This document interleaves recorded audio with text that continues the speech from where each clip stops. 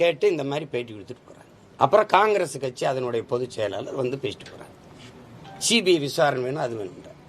இதே மாதிரி தானே துப்பாக்கி சூடு தூத்துக்குடியில் நடந்தது. ஏன் இந்த பாரதிய ஜனதா உண்மை கண்டறியும் குழு அனுப்பல?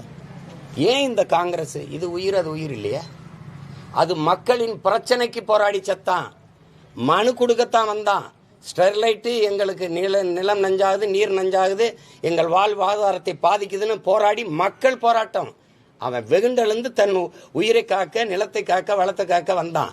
அவனை சுட்டு கொன்னது யாரு? சுட சொல்லி உத்தரவு பிறப்பிச்சது யாரு? அதையே உண்மை கண்டறியும் குழு வந்து கேட்கல. அதையே இந்த ரெண்டு கட்சிகளில் ஒருத்தர் வந்து யாரும் வந்து கேட்கல. உங்களுக்கு புரியுதுன்னு நினைக்கிறேன். அன்னைக்கு வந்து இவங்கெல்லாம் எங்கே போனாங்க?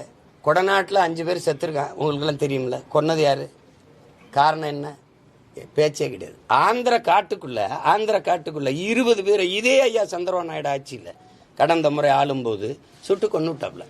சொன்ன காரணம் செம்மரக்கட்டையை வெட்ட வந்தார்கள். வெட்டும்போது பிடிச்சியா? அதுக்கு சான்று இருக்கா? இல்ல.